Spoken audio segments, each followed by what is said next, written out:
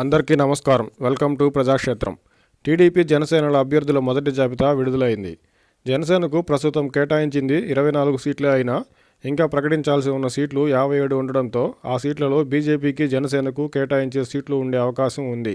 కాబట్టి అప్పుడే జనసేనకి ఇచ్చిన సీట్లపై తుది అంచనాకు రాకూడదు. టీడీపీ జనసేన పొత్తు ప్రకటన తర్వాత వైసీపీ అధినేత మొదలు వైసీపీ నాయకులు శ్రేణులు జనసేనకు వచ్చే సీట్లపై తెగ ఆవేదనతో జనసేనకు తక్కువ సీట్లు ఇచ్చి అన్యాయం చేస్తున్నారని తెగ బాధపడుతున్నారు.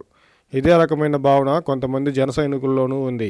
రాజకీయంగా వైసీపీ ముప్పుగా భావించే టీడీపీ జనసేనల మధ్య పొత్తు వ్యూహాలను ఇబ్బంది పెట్టడం, ఆ పార్టీల శ్రేణుల్లో అంతర్గత విభేదాలకు ఆజ్యం పోసే పనిలో వైసీపీ ఉండడం రాజకీయ అనివార్యం. ఈ వ్యూహంలో వైసీపీ శక్తి మేరకు తన బలాలను సక్రమంగానే ఉపయోగిస్తుంది. ఇప్పటికే చాలా వరకు టీడీపీ జనసేన శ్రేణులు పొత్తు ఇరువురికి లాభదాయకమనే భావనలో ఉండగా కొంతమంది మాత్రం వితండవాదంతో కలహాలను, అసంతృప్తిని వినిపిస్తున్నారు. పవన్ కళ్యాణ్ గారు ఇప్పటికే పలు సందర్భాల్లో చెప్పినట్టు పొత్తు లేకుండా వైసీపీని ఓడించడం దాదాపు అసాధ్యం.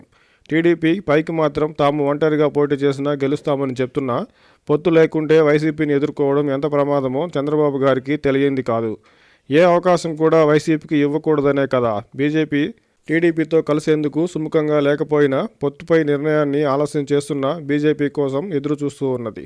టీడీపీ జనసేన పొత్తుపై ఇరు పార్టీల సీట్ల కేటాయింపులపై అసంతృప్తి వ్యక్తం చేస్తున్న ఆయా పార్టీల శ్రేణులు విడిగా పోటీ చేస్తే జరిగేది ఏంటో ఒకసారి ఆలోచించుకోవాలి. గత ఎన్నికలతో పోల్చుకుంటే గోదావరి జిల్లాలతో పాటు ఉత్తరాంధ్ర జిల్లాల్లో గణనీయంగా బలపడిన జనసేన ఒకవేళ విడిగా పోటీ చేయాల్సి వస్తుందని అనుకున్నా ఎన్ని స్థానాల్లో ఖచ్చితంగా గెలిచే అవకాశం ఉందో ఆత్మవంచన లేకుండా బేరీజు వేసుకోవాలి.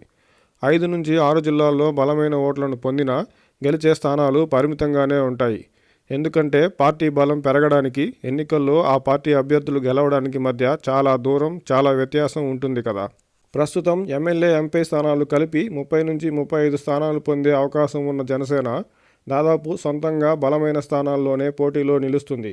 టీడీపీ శ్రేణుల సహకారం కనీసం 50 నుంచి 60% ఉన్నా పోటీ చేసే అన్ని స్థానాల్లోనూ జనసేన విజయం సాధించడం దాదాపు ఖాయం.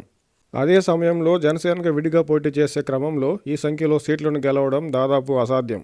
అయితే ఇంతకుముందే చెప్పినట్టు ఓటింగ్ శాతం పెరగొచ్చు. జనసేన సొంత బలం అంతగా లేని చోట్ల సీట్లు ఇచ్చినా టీడీపీ నుంచి తగినంత ఆదరణ లేని పక్షంలో జనసేన ఆ సీట్లను కోల్పోవడంతో పాటు పొత్తు యొక్క ఉద్దేశం నీరు కారడంతో పాటు టీడీపీ జనసేన 2 పార్టీలు నష్టపోయి వైసీపీదే అధికారం అవుతుంది. పవన్ కళ్యాణ్ గారు చేసే ప్రయత్నం ఓటమి కోసం కాదు కదా. కాబట్టి జన సైనికులు వాస్తవ పరిస్థితిని అర్థం చేసుకుని పవన్ కళ్యాణ్ గారి సూచన మేరకు పనిచేస్తూ జనసేనకు తక్కువ స్థానాలు ఇచ్చారనే భావనను వీడి జనసేన పోటీ చేసే స్థానాల్లో వారి అభ్యర్థులను 100% గెలిపించుకోవడంపై దృష్టి పెడితే మంచిది.